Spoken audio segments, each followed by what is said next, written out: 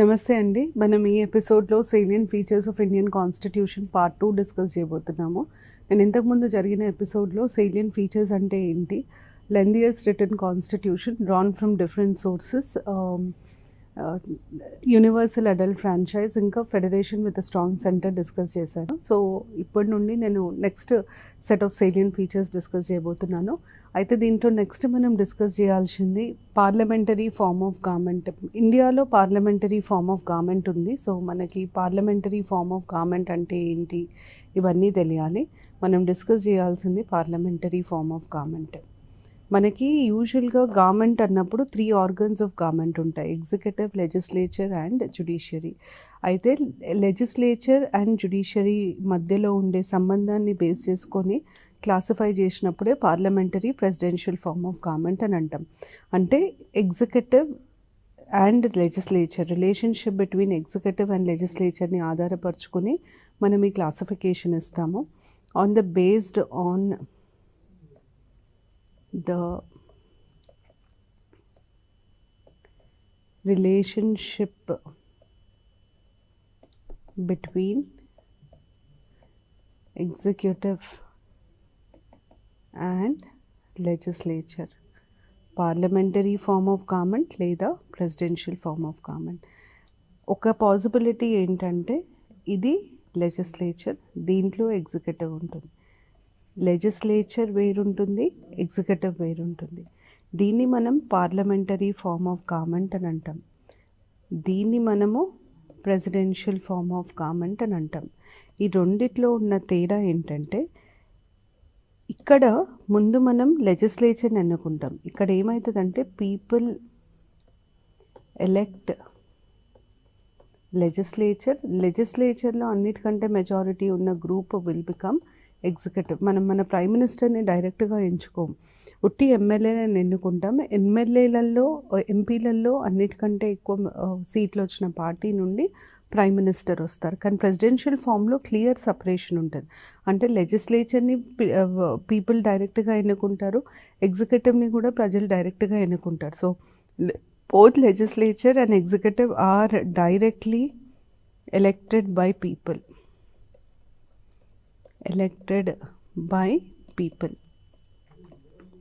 Presidential form of గవర్నమెంట్లో president మాత్రమే ఉంటారు.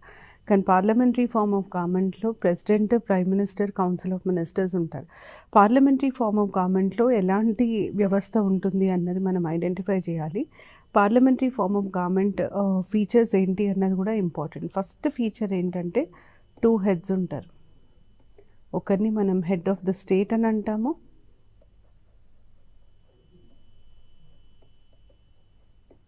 ఇంకొకటి మనం హెడ్ ఆఫ్ ది గవర్నమెంట్ అని అంటాం.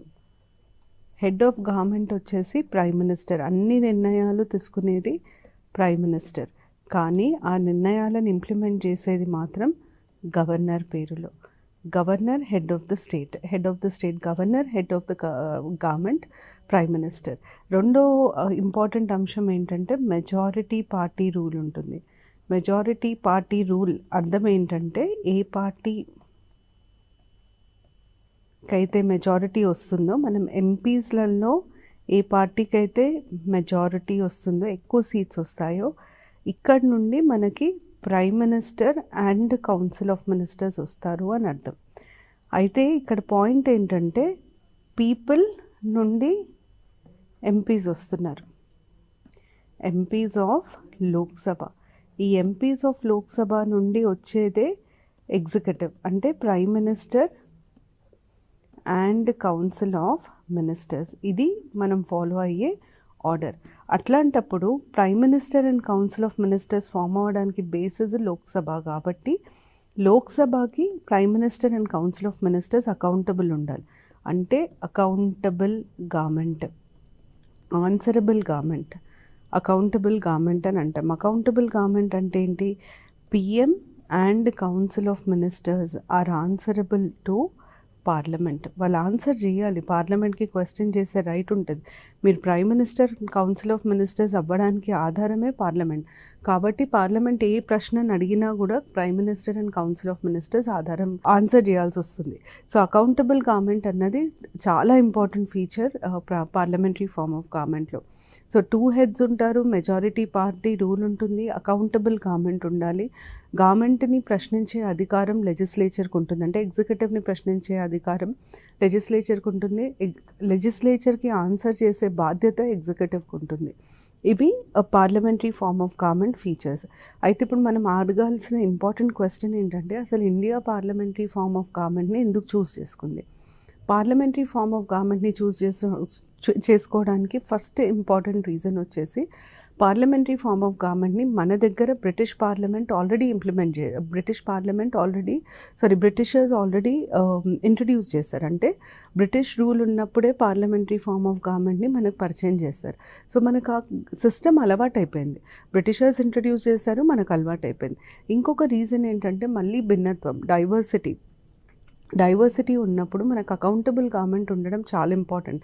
ఎక్కడ ఏ మైనారిటీకి ఏం జరిగినా పార్లమెంట్లో గవర్నమెంట్ని ప్రశ్నించే అధికారం ఉండాలి. ఏది ఎక్కడ తప్పుపోయినా గవర్నమెంట్ ఆన్సరబుల్ ఉండాలి. అది పార్లమెంటరీ ఫార్మ్ ఆఫ్ గవర్నమెంట్లో మాత్రమే సాధ్యమవుతుంది. మూడో కారణం ఏంటి అంటే, మనం presidential form of government, parliamentary form of government రెండింటినీ చూసుకుంటే అన్నిటికంటే సక్సెస్ఫుల్ ఇప్పటివరకు ఉన్నది parliamentary form of government. Parliamentary form of government ఈ వ్యవస్థనే ఎక్కువ successful. Presidential form of government యుఎస్లో తప్ప ఎక్కడ సక్సెస్ఫుల్ కాలేదు. యుఎస్లో సక్సెస్ఫుల్ అవ్వడానికి కారణం ఏంటంటే, యుఎస్ కాన్స్టిట్యూషన్ చాలా స్ట్రాంగ్గా రాశారు. 2 సార్ల కంటే ఎక్కువ ఎవరు ప్రెసిడెంట్ అవ్వడానికి వీల్లేదు. ఇట్లాంటి షరతులు ఉన్నాయి కాబట్టి అక్కడ సక్సెస్ఫుల్ అయింది. చాలా దేశాలలో ప్రెసిడెన్షియల్ ఫార్మ్ ఆఫ్ గవర్నమెంట్ క్రమంగా నియంతృత్వ పాలనకి దారితీసింది. So parliamentary form of government limited government అవుతుంది. పార్లమెంటరీ ఫార్మ్ ఆఫ్ గవర్నమెంట్ డైవర్సిటీకి ఇంపార్టెంట్. పార్లమెంటరీ ఫార్మ్ ఆఫ్ గవర్నమెంట్కి మనం అలవాటు పడిపోయాం. In fact parliamentary form of government ఎక్కడ మొదలైంది అని అడిగితే, British parliament is known as the mother of all parliaments. Parliamentary form of గవర్నమెంట్ని మనము వెస్ట్మినిస్టర్ మోడల్ అని కూడా అంటాం. వెస్ట్మినిస్టర్ అన్నది బ్రిటిష్ పార్లమెంట్ ఎక్కడైతే లొకేట్ అయ్యి ఉందో ఆ ప్లేస్ పేరు Westminster. Mother of all parliaments ఎవరు అంటే బ్రిటిష్ పార్లమెంట్. ఈ parliament form of government, parliamentary వ్యవస్థ బ్రిటన్ నుండి మొదలైంది. So British parliament is mother of all parliaments. ఈ 3 ఫీచర్స్ ఉండాలి పార్లమెంటరీ ఫార్మ్ ఆఫ్ గవర్నమెంట్లో. సో గవర్నమెంట్ని ప్రశ్నించే హక్కు పార్లమెంట్కి ఉంటుంది. అందుకనే మినిస్టర్స్ అందరూ పార్లమెంట్లో మెంబర్స్ అయి ఉండాలి. క్వశ్చన్ అవర్ ఉంటుంది, 0 hour ఉంటుంది. ఒకవేళ మాకు మీ మీద నమ్మకం వెళ్ళిపోయింది అని ఎంపీస్ కనిపిస్తే నో కాన్ఫిడెన్స్ మోషన్ మూవ్ చేయొచ్చు, వాళ్ళని తీసేయచ్చు. బడ్జెట్ ఇంట్రడ్యూస్ చేయాలి, బడ్జెట్ పాస్ చేయాలి. పార్లమెంట్ అప్రూవల్తోనే బడ్జెట్ పాస్ అవుతుంది. బడ్జెట్ పాస్ అయితేనే వీళ్ళకి ఖర్చు పెట్టే అధికారం కానీ, ట్యాక్సులు కలెక్ట్ చేసే అధికారం కానీ ఉంటుంది. ఇవన్నీ అకౌంటబుల్ గవర్నమెంట్ యొక్క ఫీచర్స్. ఇది పార్లమెంటరీ ఫార్మ్ ఆఫ్ గవర్నమెంట్. దాని తర్వాత నెక్స్ట్ ఉండే సేలియంట్ ఫీచర్ మనకి, నేను universal adult franchise already discuss చేశాను. సింగిల్ సిటిజన్షిప్ అంటే ఏంటి? ముందు సిటిజన్షిప్ అంటే ఏంటి? మనకు ఎందుకు పౌరసత్వం ఉండాలి, పౌరులమై ఎందుకు ఉండాలి? ఒకటేమో మనకు ఐడెంటిటీ. నేను ఇండియాలో ఉన్నంత వరకు నన్ను ప్రపంచం మొత్తం ఇండియన్ లాగానే గుర్తిస్తుంది. ఇండియాలో ఉన్నంత వరకు నాకు కులం, మతం, ప్రాంతం ఇవన్నీ ఐడెంటిటీస్ ఉంటాయి. కానీ నేను ఒక్కసారి ఇండియా బార్డర్ దాటి వెళ్తే ప్రపంచం మొత్తం నన్ను ఇండియన్ లానే గుర్తిస్తుంది, నాకు ఇంకొక ఐడెంటిటీ ఉండదు. సో పౌరసత్వం అన్నది మన ఐడెంటిటీ, అది మనకు ఒక ఐడెంటిటీని ఇస్తుంది. తర్వాత కొన్ని ఎక్స్క్లూజివ్ రైట్స్, ఎవ్వరికీ ఉండని హక్కులు మనకు ఉంటాయి. ఉదాహరణకి పబ్లిక్ ఆఫీస్ని ఆక్యుపై చేసుకునే హక్కు. అంటే నేను ఈ దేశంలో ఎంపీలాగా కానీ ఎమ్మెల్యేలాగా కానీ కంటెస్ట్ చేయాలంటే ఖచ్చితంగా ఈ దేశ పౌరుడై ఉండాలి. సో ఎక్స్క్లూజివ్ రైట్స్ కొన్ని ఉంటాయి. అలాగే సెక్యూరిటీ. రేపొద్దు భారతీయులు ఎక్కడన్నా సమస్యలో చిక్కుకుంటే వాళ్ళని ఆ సమస్య నుండి బయటికి తెచ్చే బాధ్యత గవర్నమెంట్కి మాత్రమే ఉంటుంది. సో సెక్యూరిటీ ప్రొవైడ్ చేయాల్సిన రెస్పాన్సిబిలిటీ కూడా గవర్నమెంట్కే ఉంటుంది. ఐడెంటిటీ, ఎక్స్క్లూజివ్ రైట్స్, సెక్యూరిటీ, ఈ 3 రీజన్స్ వల్ల మనం సింగిల్ సిటిజన్షిప్ చాలా చాలా ఇంపార్టెంట్ అని అంటాం. అయితే సిటిజన్షిప్ ఇంపార్టెంట్ అంటాం. మరి సింగిల్ సిటిజన్షిప్ ఎందుకు సేలియంట్ ఫీచర్ అన్న క్వశ్చన్కి వస్తే, ఎప్పుడైనా ఫెడరల్ ఫార్మ్ ఆఫ్ గవర్నమెంట్ ఉంటే, అంటే సెంట్రల్ గవర్నమెంట్, స్టేట్ గవర్నమెంట్ ఈ రెండు ఉన్నప్పుడు మనకి సిటిజన్షిప్ ఆఫ్ కంట్రీ వేరుంటుంది, సిటిజన్షిప్ ఆఫ్ కంట్రీ వేరుంటుంది, నేషనాలిటీ వేరుంటుంది. మళ్ళీ ప్రతి స్టేట్ వాళ్ళ సిటిజన్స్కి సిటిజన్షిప్ ఇస్తుంది. సిటిజన్షిప్ ఆఫ్ స్టేట్ ఉంటుంది, ప్రతి స్టేట్కి వాళ్ళ సిటిజన్స్కి సిటిజన్షిప్ ఇచ్చే హక్కు ఉంటుంది. దీన్ని మనం యూజువల్గా డ్యూయల్ సిటిజన్షిప్ అని అంటాం. కానీ ఇండియాలో ఫెడరల్ ఫార్మ్ ఆఫ్ గవర్నమెంట్ ఉంది, కానీ డ్యూయల్ సిటిజన్షిప్ ఉందా? లేదు.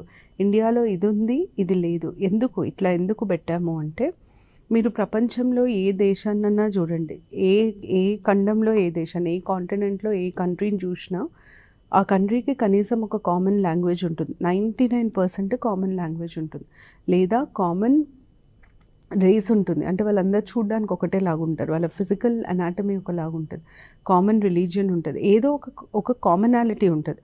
ఈ కామన్ ఫీచర్ ఏదో ఒకటి అందరికీ వర్తించే ఒక ఫీచర్ ఉండాలి. ఎందుకు అంటే, ఇప్పుడు ఇద్దరు మనుషులు ఒకరి కోసం ఒకరు అడ్జస్ట్ అయితేనే వాళ్ళు కలిసి ఉండగలుగుతారు, వాళ్ళలో యూనిటీ ఉంటుంది. ఇద్దరు మనుషులు ఒకరితో ఒకరు అడ్జస్ట్ అవ్వాలి అంటే, ఎదురు మనిషి నా మనిషి అన్న ఫీలింగ్ మనకు ఉండాలి. ఆ నా మనిషి ఫీలింగ్ అంటాం మనం. ఆ నా మనిషి అన్న ఫీలింగ్ ఎప్పుడు వస్తుంది? నాకు ఎదురు మనిషికి ఏదో ఒక కామన్ ఫీచర్ ఉన్నప్పుడే వస్తుంది. సో ఒక కంట్రీలో యూనిటీ మెయింటైన్ చేయాలి అంటే ఖచ్చితంగా ఒక్క కామన్ ఫీచర్ ఉండాలి. మనం ఏది చూపించి అందరినీ ఒకటి చేస్తాం, ఐక్యమత్యం ఎట్లా బిల్డ్ చేస్తామంటే ఏదో ఒకటి చూపించి ఒకటి చేస్తాం. ఇప్పుడు మన కాలేజ్లో మనతో పాటు చదువుకున్న వాళ్ళు, లేదా నా కులం, నా మతం, నా ప్రాంతం, నాతో చదువుకున్న ఫ్రెండ్స్, మా పక్కింటి వాళ్ళు, ఇట్లాంటి ప్రిఫరెన్సెస్ ఉంటాయి. వాళ్ళకి మనము ఏదో ఒక కామన్ రిలేషన్షిప్ ఉంటేనే మనం వాళ్ళకి ఏదో ఒకటి చేస్తాం. అట్లా ఒక కంట్రీని యునైటెడ్గా ఉంచాలి అంటే ఒక కామన్ బైండింగ్ ఫీచర్ ఉండాలి. ఇండియాలో అన్ఫార్చునేట్గా అట్లాంటి ఏ ఫీచర్స్ లేవు. ఎందుకంటే మనం చాలా డైవర్స్. మన దగ్గర ఒక కామన్ లాంగ్వేజ్ ఉండదు, కామన్ రిలీజియన్ ఉండదు, కామన్ రేస్ ఉండదు. అసలు మన దగ్గర ఒక రేస్ అంటూ ఉండదు. మనం ఈ రేస్ మనము అని చెప్పడం చాలా కష్టం, ఎందుకంటే అన్నీ మిక్స్ అయిపోయినాయి మన దగ్గర. మంగోలాయిడ్, ఆస్ట్రోలాయిడ్ ఇట్లాంటి డిఫరెంట్ రేసెస్ ఉంటాయి. కానీ ఇండియాలో ఈ రేసే ఉంది, వీళ్ళు ఈ రేస్ అని చెప్పడం చాలా చాలా కష్టం. సో ఇట్లాంటి నేపథ్యంలో ఇండియన్స్ యునైటెడ్గా ఉండాలి అంటే వాళ్ళకు ఒక కామన్ ఫీచర్ ఉండాలి అని అనుకొని సింగిల్ సిటిజన్షిప్ ఇవ్వడం జరిగింది. అంటే ఇప్పుడు మనందరికీ కామన్గా ఉన్నది ఉట్టి మన నేషనాలిటీ మాత్రం. ఇండియన్ అన్న ఒక్క పదం మాత్రమే మనందరికీ కామన్. ఈ ఇండియన్ అన్న ఒక్క పదం మీద అందరినీ యునైట్ చేయొచ్చు అన్న ఉద్దేశంతో సింగిల్ సిటిజన్షిప్ ఇవ్వడం జరిగింది. అందుకని మీరు చూడండి, అల్టిమేట్గా ఏ పాలిటీషియన్ స్పీచ్ ఇచ్చినా, ఏం అడ్వర్టైజ్మెంట్స్, యూనిటీకి సంబంధించిన అడ్వర్టైజ్మెంట్స్ ఉన్నా ఫస్ట్ మాట్లాడేది కంట్రీ, నేషనల్ ఫ్లాగ్, నేషన్ని గురించి మాట్లాడతారు. అదొక్కటే బైండింగ్ ఫీచర్, అదొక్కటే కామన్ ఫీచర్ మనందరికీ. అందుకనే ఫెడరలిజం అని ఎప్పుడన్నా కూడా ఈ నేషనాలిటీ చాలా సింగిల్ సిటిజన్షిప్ ఇవ్వడానికి కారణం ఏంటి అంటే unity. Nationality plays a very important role in the unity and integrity of India. It is the only common feature amongst all citizens. It is the most important feature because it binds all citizens together. Adi single citizenship kunna importance. Idi salient feature. Then tarvata next salient feature, 3-tier structure. 3-tier structure ante we say that there are 3 levels of government. మనకి 3 levels of government ఏముంటాయి? First వచ్చేసి union government అంటాం, next వచ్చేసి state government అంటాం, last మనం అనేది local self government. అయితే మన రాజ్యాంగం ఇంప్లిమెంట్ అయినప్పుడు, అంటే కాన్స్టిట్యూషన్ కమెన్స్ అయినప్పుడు ఈ 2 లెవెల్స్ మాత్రమే ఉండే. ఎప్పుడు? ఎట్ ద కమెన్స్మెంట్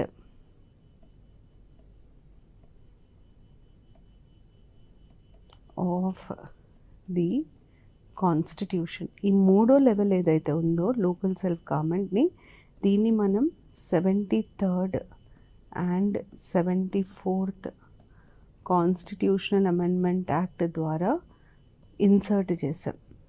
మరి దీంట్లో స్పెషాలిటీ ఏముంది? ఎందుకు ఇది సేలియంట్ ఫీచర్ అంటే, లోకల్ సెల్ఫ్ గవర్నమెంట్ అన్నది ఇండియాలో కొత్తది కాదు. లోకల్ సెల్ఫ్ గవర్నమెంట్ ఇండియాలో చాలా ప్రాచీన కాలం నుండి ఉంది. మన గ్రామాలని మనం సెల్ఫ్ సఫిషియెంట్ అంటాం. అంటే పూర్వకాలంలో భారతదేశంలో ఉన్న గ్రామాలు సెల్ఫ్ సఫిషియెంట్గా ఉండే, బయట వాళ్ళ మీద డిపెండ్ అవ్వకపోతుండే. ఆ సెల్ఫ్ సఫిషియెన్సీకి ఒక కారణం స్ట్రాంగ్ లోకల్ సెల్ఫ్ గవర్నమెంట్. రాజులు పాలించే కాలం నుండి మన దగ్గర లోకల్ సెల్ఫ్ గవర్నమెంట్ ఉంది. అది ఇవాళ కొత్తగా వచ్చింది కాదు. కాకపోతే మన దగ్గరే కాదు, ప్రపంచవ్యాప్తంగా చాలా దేశాలలో చాలా పటిష్టంగా ఉన్నాయి local self governments. For example బ్రిటన్లో కౌంటీస్ ఉంటాయి, జపాన్లో ఉంటాయి, చైనాలో ఉంటాయి. లోకల్ సెల్ఫ్ గవర్నమెంట్స్ చాలా ప్లేసెస్లలో ఉన్నాయి. కానీ ఎందుకు ఇది సేలియంట్ ఫీచర్ ఇండియాకి సంబంధించి అంటే, మిగతా ఏ దేశాలు లోకల్ సెల్ఫ్ గవర్నమెంట్ని రాజ్యాంగంలో ఇంక్లూడ్ చేయలేదు. మనము లోకల్ సెల్ఫ్ గవర్నమెంట్కి రాజ్యాంగంలో స్థానం కల్పించాం. We accorded constitutional status to local self-government in India. అందుకనే అది సేలియంట్ ఫీచర్ అయింది. ఇది 3 టైర్ స్ట్రక్చర్కి సంబంధించిన ఇన్ఫర్మేషన్. దీనికి కాన్స్టిట్యూషనల్ స్టేటస్ ఇవ్వడం వల్ల ఇది సేలియంట్ ఫీచర్ అయ్యింది. ఇది 3 టైర్ స్ట్రక్చర్. దాని తర్వాత నెక్స్ట్ సేలియంట్ ఫీచర్ వచ్చేసి balance between judicial supremacy and parliamentary sovereignty. దీని అర్థం ఏంటో ఫస్ట్ అర్థం చేసుకుందాం. ఇప్పుడు మనము భారత రాజ్యాంగంలో చూస్తే జ్యుడిషియరీకి సంబంధించిన దాదాపు అన్ని ప్రొవిజన్స్ సోర్స్ యుఎస్ కాన్స్టిట్యూషన్. మనం తీసుకుంది ఎక్కడి నుండి అంటే US constitution. Parliamentary form of government, నేను ఇంతకుముందే చెప్పాను, పార్లమెంటరీ ఫార్మ్ ఆఫ్ గవర్నమెంట్కి సంబంధించి మనం తీసుకుంది మన సోర్స్ వచ్చేసి బ్రిటిష్ కాన్స్టిట్యూషన్. అయితే ఇక్కడ ఉన్న గమ్మత్తు ఏంటంటే యుఎస్ కాన్స్టిట్యూషన్లో జ్యుడిషియరీ చాలా పవర్ఫుల్. జ్యుడిషియరీ లెజిస్లేచర్ కంటే పవర్ఫుల్. అందుకనే మనం ఏమంటామంటే యుఎస్లో జ్యుడిషియల్ సుప్రిమసీ ఉంది అని అంటాం. దీన్ని మనం జ్యుడిషియల్ సుప్రిమసీ అని అంటాం. ఎగ్జిక్యూటివ్, లెజిస్లేచర్, జ్యుడిషియరీలో ఎవరు పవర్ఫుల్ అన్న క్వశ్చన్ వస్తే యుఎస్లో జ్యుడిషియరీ చాలా పవర్ఫుల్. పార్లమెంటరీ గవర్నమెంట్ ఉన్న బ్రిటిష్ కాన్స్టిట్యూషన్లో లెజిస్లేచర్ చాలా పవర్ఫుల్ జ్యుడిషియరీ కంటే. దీన్ని మనం పార్లమెంటరీ సావరెనిటీ అని అంటాం. అయితే రెండు విపరీతాలు. ఇది ఒక ఎక్స్ట్రీమ్ అయితే ఇది ఇంకొక ఎక్స్ట్రీమ్. ఈ ఎక్స్ట్రీమ్ నుండి మనం జ్యుడిషియరీ తీసుకున్నాం, ఈ ఎక్స్ట్రీమ్ నుండి మనం పార్లమెంటరీ ఫార్మ్ ఆఫ్ గవర్నమెంట్ తీసుకున్నాం. కానీ ఇండియాకు వచ్చేసరికి ఏమవుతుందంటే ఇండియన్ కాన్స్టిట్యూషన్లో రాసే టైంకి వీళ్ళు ఎలా చేశారంటే legislature is equal to judiciary లాగా చేశారు. అంటే లెజిస్లేచర్కి మరీ ఎక్కువ పవర్ ఇవ్వలేదు, జ్యుడిషియరీకి మరీ ఎక్కువ పవర్ ఇవ్వలేదు. బ్యాలెన్స్ చేసాం, balance of powers between legislature and judiciary. మనం రాసుకోవడమే ఎట్లా రాసామంటే జ్యుడిషియరీ మరీ డామినెంట్ అవ్వద్దు, లెజిస్లేచర్ మరీ డామినెంట్ అవ్వద్దు, రెండు సమానంగా ఉండాలి, రెండిటికి సమానమైన పవర్స్ ఉండాలి. ఒక్కటి డామినేట్ అయినా ఇంకో మిగతా వాటిని డామినేట్ చేసేస్తే బ్యాలెన్స్ తప్పిపోతుంది, మిస్యూజ్ ఆఫ్ పవర్కి స్కోప్ ఉంటుంది. అది ఆలోచించి లెజిస్లేచర్కి ఎక్కువ పవర్స్ ఇవ్వలేదు, జ్యుడిషియరీ అంటే రెండింటికి సమానంగా పవర్స్ ఇవ్వడం జరిగింది. అది balance between judicial supremacy and parliamentary sovereignty. దీన్ని బట్టి మనం అర్థం చేసుకోవాల్సింది ఏంటంటే ఇండియన్ కాన్స్టిట్యూషన్ చాలా బ్యాలెన్స్డ్గా రాయడం జరిగింది. ఎక్కడ ఒకరికి ఎక్కువ పవర్ ఇవ్వడము మిగతా వాళ్ళకి తక్కువ పవర్ ఇవ్వడం జరగలేదు. ఇంకొక బ్యూటీ ఆఫ్ ఇండియన్ కాన్స్టిట్యూషన్ ఏంటంటే ఎక్కడైనా గవర్నమెంట్ పవర్ని వీలైనంత వరకు లిమిట్ చేయడానికే చూశారు. పార్లమెంటరీ ఫార్మ్ ఆఫ్ గవర్నమెంట్లో కూడా గవర్నమెంట్ పవర్ లిమిట్ చేస్తున్నాం. ఎందుకు? ఇప్పుడు ప్రెసిడెన్షియల్ ఫామ్లో ఒక ప్రెసిడెంట్కే అన్ని పవర్స్ ఉంటాయి, ప్రెసిడెంటే అన్ని నిర్ణయాలు తీసుకుంటారు. ఎగ్జిక్యూటివ్ అంటే ప్రెసిడెంట్ మాత్రమే వస్తాడు. కానీ మన దగ్గర అట్లా కాదు. ఎగ్జిక్యూటివ్ అంటే ప్రెసిడెంట్ ఉంటారు, ప్రైమ్ మినిస్టర్ ఉంటారు, కౌన్సిల్ ఆఫ్ మినిస్టర్స్ ఉంటారు. అంటే ఇంతమంది మధ్యలో మనం పవర్ని, ఎగ్జిక్యూటివ్ పవర్ని మనం డివైడ్ చేస్తున్నాం, ఒక్కొక్కరికి ఒక్కొక్క రోల్ ఇస్తున్నాం. పవర్ డివైడ్ అయిందంటే అది లిమిట్ అయినట్టే. సో కాన్స్టిట్యూషన్ మొత్తం ఫోకస్ అంతా లిమిటెడ్ పవర్ మీదనే ఉంటుంది. ఇది balance between judicial supremacy and parliamentary sovereignty. మన నెక్స్ట్ సేలియంట్ ఫీచర్ వచ్చేసి ఇండిపెండెంట్ అండ్ ఇంటిగ్రేటెడ్ జ్యుడిషియరీ. మనం ఇండిపెండెంట్ అండ్ ఇంటిగ్రేటెడ్ జ్యుడిషియరీ అని అంటాం. ఇండిపెండెంట్ ఇంటిగ్రేటెడ్ జ్యుడిషియరీ అంటే ఏంటి అన్నది తెలుసుకోవాలి. ఇది చాలా important salient feature. First integrated judiciary అర్థం చేసుకుందాం. ఇంటిగ్రేటెడ్ జ్యుడిషియరీలో ఏమవుతుందంటే ఇది సుప్రీం కోర్ట్, దాని కింద హైకోర్ట్, దాని కింద సబార్డినేట్ కోర్ట్స్ ఉంటాయి. ఈ మొత్తము సెటప్ని మనము హయరార్కీ ఆఫ్ కోర్ట్స్ అని అంటాం. This is called as hierarchy of courts.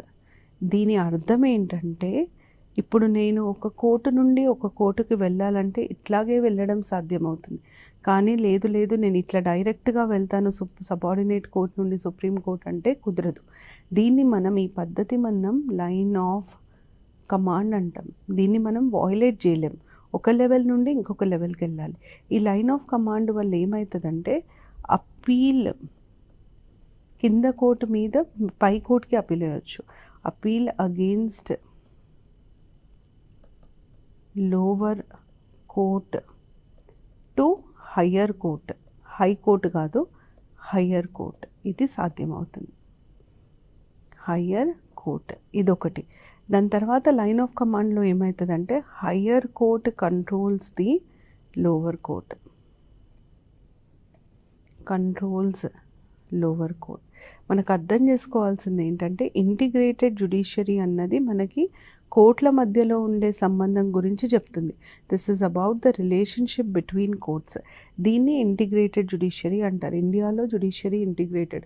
Supreme కోర్ట్ని అపెక్స్ కోర్ట్ ఆఫ్ ఇండియా అంటాం. Highest court of appeal, APEX. Apex అంటే highest court of appeal. Supreme court మీద ఇంకొక కోర్టు ఉండదు మన దగ్గర. అన్నిటికంటే పెద్ద కోర్టు సుప్రీం కోర్టే. Highest court of appeal supreme court. Supreme court తర్వాత హైకోర్ట్, హైకోర్ట్ తర్వాత సబార్డినేట్ కోర్ట్స్ ఇట్లా ఉంటాయి. హయ్యెస్ట్ కోర్ట్ ఆఫ్ అపీల్ నుండి ఏ రకమైన ఆర్డర్ వచ్చినా మిగతా అన్ని కోర్ట్స్ పాటించాల్సి వస్తుంది. దీన్ని మనం ఇంటిగ్రేటెడ్ జ్యుడిషియరీ అని అంటాం. ఇండిపెండెంట్ జ్యుడిషియరీ అంటే ఏంటి? ఇండిపెండెంట్ జ్యుడిషియరీ అన్నది జ్యుడిషియరీకి ఇంకా లెజిస్లేచర్ ఎగ్జిక్యూటివ్కి ఉన్న సంబంధాన్ని చెప్పేది ఇండిపెండెంట్ జ్యుడిషియరీ. సో ఇండిపెండెంట్ జ్యుడిషియరీలో ఏమవుతుందంటే మనకి జ్యుడిషియరీని లెజిస్లేచర్కి కానీ ఎగ్జిక్యూటివ్కి కానీ ఎట్లాంటి సబార్డినేషన్ ఉండదు. ఇది జ్యుడిషియరీ, ఇది లెజిస్లేచర్, ఇది ఎగ్జిక్యూటివ్. జ్యుడిషియరీ, లెజిస్లేచర్, ఎగ్జిక్యూటివ్కి ఎట్లాంటి సంబంధాలు ఉండొచ్చు అంటే judiciary more powerful than legislature or equal power. మనం ఎగ్జిక్యూటివ్ రాయం ఎందుకంటే executive legislature go hand in hand. Or judiciary is less powerful than legislature. ఈ రెండు పాసిబిలిటీస్ని మనం ఇండిపెండెంట్ జ్యుడిషియరీ అని అంటాం. అంటే జ్యుడిషియరీని సబార్డినేట్ చేయకూడదు judiciary.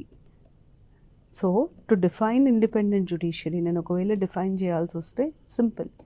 Judiciary which is neither subordinated, which is neither subordinated to executive nor legislature. Executive కంటే తక్కువ ఉండొద్దు, లెజిస్లేచర్ కంటే తక్కువ ఉండొద్దు. అట్లాంటి జ్యుడిషియరీని ఇండిపెండెంట్ జ్యుడిషియరీ అంటాం. ఇంకా చెప్పాలంటే judiciary where executive and legislature can not interfere with its work. Interfere అవ్వడానికి వీలుండదు. ఇంటర్ఫియర్ చేయము అని అన్నప్పుడు అది ఇండిపెండెంట్ జ్యుడిషియరీ లాగా పరిగణిస్తారు. ఇది ఇండిపెండెంట్ జ్యుడిషియరీ. జ్యుడిషియరీ పనితీరులో ఎట్లాంటి ఇంటర్ఫియరెన్స్ ఎగ్జిక్యూటివ్ది కానీ లెజిస్లేచర్ది కానీ ఉండడానికి వీలు లేదు. దాన్ని మనం ఇండిపెండెంట్ జ్యుడిషియరీ అని అంటాం. ఇండిపెండెంట్ జ్యుడిషియరీ చాలా ఇంపార్టెంట్. దానికి ఒక ప్రాముఖ్యత ఉంటుంది. ఇండిపెండెంట్ జ్యుడిషియరీ ఎందుకు ఇంపార్టెంట్ అంటే చాలా మటుకు కేసులు ఇండియాలో గవర్నమెంట్ అగేన్స్ట్ ఫైల్ అవుతాయి. ఫండమెంటల్ రైట్స్ని వయోలేట్ చేసే పవర్ గవర్నమెంట్కి మాత్రమే ఉంటుంది. ప్రాథమిక హక్కులని ఉల్లంఘించేంత కేపబిలిటీ గవర్నమెంట్కి మాత్రమే ఉంటుంది. ఉదాహరణకి చెప్పపెట్టకుండా ఒక మనిషిని అరెస్ట్ చేసి తీసుకెళ్లారు. అసలు ఆ మనిషిని కోర్టులో ప్రొడ్యూస్ చేయలేదు. అది గవర్నమెంట్ ప్రాథమిక హక్కుని వయోలేట్ చేసినట్టే. ఎందుకు? ఫండమెంటల్ రైట్స్ ఏమంటాయి? ఒక మనిషిని అకారణంగా అరెస్ట్ చేయొద్దు, చేసినా ముందు కోర్టులో ప్రొడ్యూస్ చేయాలి అంటాయి. కానీ అవి చేయకుండా పోలీసు వాళ్ళు అకారణంగా అరెస్ట్ చేసి వాళ్ళని కోర్టులో ప్రొడ్యూస్ చేయకపోతే అది వయలేషన్ ఆఫ్ ఫండమెంటల్ రైట్స్. అప్పుడు నాకు ఆ మనిషికున్న ఆప్షన్ ఏంటి అంటే కోర్టుకి వెళ్ళడం. కోర్టు ఒకవేళ ఇండిపెండెంట్ లేకపోతే ఆ మనిషి హక్కులని పరిరక్షించలేదు. సో సిటిజన్ రైట్స్ని కాపాడాలి అంటే ఖచ్చితంగా జ్యుడిషియరీ ఇండిపెండెంట్ అవ్వాలి. ఇండిపెండెంట్ అయితేనే గవర్నమెంట్ తప్పుంటే గవర్నమెంట్ తప్పుంది అని జడ్జ్మెంట్ ఇచ్చేంత ధైర్యం జ్యుడిషియరీకి ఉంటుంది. ఇండిపెండెంట్ జ్యుడిషియరీ వల్ల ఫెయిర్ జస్టిస్ ఉంటుంది. అంటే న్యాయం జరిగే ఛాన్సెస్ ఎక్కువ ఉంటాయి, ప్రజలకి న్యాయం జరిగే ఛాన్సెస్ ఎక్కువ ఉంటాయి. 1. 2 ఇండిపెండెంట్ జ్యుడిషియరీ ఎందుకు ఇంపార్టెంట్ అంటే మనం ఎంత అద్భుతంగా కాన్స్టిట్యూషన్ రాసినా, ఎంత బాగా చేసినా సెంటర్కి స్టేట్కి మధ్యలో ఖచ్చితంగా గొడవలు జరగడం చాలా కామన్. సెంటర్ స్టేట్ రిలేషన్లో గొడవలు జరగడం చాలా కామన్. ఈ డిస్ప్యూట్స్ ఉన్నప్పుడు కోర్టుకే వెళ్తారు వీళ్ళు రిజాల్వ్ చేయడానికి. ఆ కోర్టు సెంటర్ కంట్రోల్లో ఉండకూడదు. సెంట్రల్ కంట్రోల్లో ఉందనుకోండి ఆటోమేటిక్గా దాని ఎఫెక్ట్ స్టేట్స్ మీద పడుతుంది. సో సెంటర్ కంట్రోల్లో ఉండకుండా ఏది న్యాయం అయితే ఆ జడ్జ్మెంటే ఇవ్వగలిగే కేపబిలిటీ కోర్టుకు ఉండాలి. దానికి ఇండిపెండెంట్ జ్యుడిషియరీ ఉండడం చాలా ముఖ్యం. సో ఇండిపెండెంట్ జ్యుడిషియరీ ప్రజలకి, ఫెడరలిజంకి, రెండిటికి చాలా ముఖ్యం కాబట్టి కాన్స్టిట్యూషన్ ఇండిపెండెంట్ జ్యుడిషియరీ కూడా ప్రొవైడ్ చేస్తుంది. మరి ఇది ఎందుకు సేలియంట్ ఫీచర్ అంటే ప్రపంచంలో ఏ దేశంలో ఇండిపెండెంట్ ఇంటిగ్రేటెడ్ జ్యుడిషియరీ రెండు కలిపి ఉండవు, కానీ ఇండియాలో రెండు ఉన్నాయి. ఇండిపెండెంట్ జ్యుడిషియరీ ఉంది, ఇంటిగ్రేటెడ్ జ్యుడిషియరీ ఉంది. కాబట్టి దీన్ని మనం salient feature of Indian constitution లాగా పరిగణిస్తాం. దాని తర్వాత మనకున్న నెక్స్ట్ సేలియంట్ ఫీచర్ ఇది 9 ఇండిపెండెంట్ కాన్స్టిట్యూషనల్ బాడీస్ అంటాం. ఇండిపెండెంట్ కాన్స్టిట్యూషనల్ బాడీస్ అంటే ఎగ్జిక్యూటివ్, లెజిస్లేచర్, జ్యుడిషియరీ కాకుండా కాన్స్టిట్యూషన్లో ఇంకా కొన్ని అథారిటీస్ని, ఆఫీసెస్ని ఎస్టాబ్లిష్ చేయడం జరిగింది. Like election commission of India, CAG CAG, తర్వాత పబ్లిక్ సర్వీస్ కమిషన్. ఇవన్నిటినీ ఎందుకు ఇచ్చారు కాన్స్టిట్యూషన్లో? ఆల్రెడీ మనకి ఎగ్జిక్యూటివ్, లెజిస్లేచర్, జ్యుడిషియరీ ఉన్నాయి. మరి ఇవన్నీ ఇవ్వాల్సిన అవసరం ఏముంది? ఎలక్షన్ కమిషన్ ఆఫ్ ఇండియా పని ఏంటిది? ఎలక్షన్స్ కండక్ట్ చేయడం. క్యాగ్ పని ఏంటి? ఆడిట్ చేయడం. పబ్లిక్ సర్వీస్ కమిషన్ పని ఏంటి? రిక్రూట్మెంట్ చేయడం. ఇట్లాంటి ఈ మూడింటిని ఎందుకు కాన్స్టిట్యూషన్లో ఇచ్చారు అన్నది క్వశ్చన్. దానికి ఆన్సర్ ఏంటి అంటే, ఉదాహరణకి ఇప్పుడు ఎలక్షన్స్ కండక్ట్ చేసే బాధ్యత మనం ఎగ్జిక్యూటివ్కి కానీ లెజిస్లేచర్కి కానీ ఇస్తే వాళ్ళు ఎప్పటికే ఎలక్షన్స్ కండక్ట్ చేసినా అది ఫ్రీ అండ్ ఫెయిర్ ఉండదు. ఆ బాధ్యతని ఈ 3 ఆర్గన్స్లో ఏ ఒక్కరికి ఇచ్చినా వాళ్ళు చాలా పవర్ఫుల్ అయిపోతారు. అలాగే గవర్నమెంట్ అకౌంట్స్ని ఆడిట్ చేసే బాధ్యత ఎగ్జిక్యూటివ్కి కానీ లెజిస్లేచర్కి కానీ జ్యుడిషియరీకి కానీ ఇస్తే వాళ్ళు మిస్యూజ్ అయ్యే స్కోప్ ఎక్కువ ఉంటుంది. రిక్రూట్మెంట్ చేసే బాధ్యత ఈ ముగ్గురిట్లో ఎవరికి ఇచ్చినా వాళ్ళనే రిక్రూట్ చేసుకుంటారు, కానీ మెరిట్ బేస్డ్ రిక్రూట్మెంట్ ఉండదు. ఇట్లాంటి ప్రాబ్లమ్స్ అవాయిడ్ చేయడానికి అంటే ఏ ఫంక్షన్స్ అయితే ఈ 3 ఆర్గన్స్లో ఒక్కరికి ఇచ్చినా వాళ్ళ పవర్ పెరిగిపోతుంది అనుకునే అన్ని ఫంక్షన్స్ని వేరుగా ఐడెంటిఫై చేసి వాటికి ఇండిపెండెంట్ బాడీస్ని అసైన్ చేయడం జరిగింది. ఇక్కడ కూడా ఇండిపెండెంట్ అంటే independent of executive, legislator control. Executive కానీ లెజిస్లేచర్ కానీ వాళ్ళ పనిలో ఇంటర్ఫియర్ అవ్వడానికి వీలుండదు. ఒక్కసారి ఎలక్షన్స్ నోటిఫికేషన్ వస్తే ఎలక్షన్ కమిషన్ ఆఫ్ ఇండియా మొత్తం కంట్రోల్ తీసుకుంటుంది. ఎలక్షన్ కమిషన్ ఆఫ్ ఇండియానే కంప్లీట్గా ఎలక్షన్స్ని ఆర్గనైజ్ చేస్తుంది. ఆ టైంలో గవర్నమెంట్ ఏ రకంగానూ ఇంటర్ఫియర్ అవ్వడానికి వీలుండదు. సో ఇట్లాంటి జాగ్రత్తలు తీసుకోవడానికి మెయిన్ రీజన్, ఇండిపెండెంట్ కాన్స్టిట్యూషనల్ బాడీస్ని పెట్టడానికి main reason balance of powers between the 3 organs of government, balance of powers between the 3 organs of government. అంటే మనం ఏమంటున్నాం, judiciary should be equal to legislature. లెజిస్లేచర్లో executive ఒక భాగం కాబట్టి నేను రాయట్లేదు. Judiciary is equal to legislature. ఇది మెయింటైన్ చేయాలి అంటే కంపల్సరీగా ఇండిపెండెంట్ కాన్స్టిట్యూషనల్ బాడీస్ ఉండడం ఇంపార్టెంట్. ఇవి salient features of Indian constitution. ఈ క్లాస్ నుండి మీకు బేసిక్ ఐడియా అంటే ఇండిపెండెంట్ జ్యుడిషియరీ అంటే ఏంటి, ఇంటిగ్రేటెడ్ జ్యుడిషియరీ అంటే ఏంటి, పార్లమెంటరీ ఫార్మ్ ఆఫ్ గవర్నమెంట్ అంటే ఏంటి, ఫెడరల్ ఫార్మ్ ఆఫ్ గవర్నమెంట్ అంటే ఏంటి, ఇట్లాంటి ఒక బేసిక్ ఐడియా రావడం చాలా ఇంపార్టెంట్. ఇవన్నీ కాన్సెప్చువల్. దీంట్లో ఫ్యాక్చువల్ క్వశ్చన్స్ ఎక్కడెక్కడ అడుగుతారో నేను ఆల్రెడీ చెప్పాను. కాన్సెప్చువల్ క్వశ్చన్స్ అంటే ఇవి అర్థం చేసుకోవడం, ఇండిపెండెంట్ ఇంటిగ్రేటెడ్ అర్థం చేసుకోవడం ఇంపార్టెంట్. ఎందుకంటే రేపు మీకు మెయిన్స్లో వాటి మీదనే ఎక్కువ ఫోకస్ ఉంటుంది.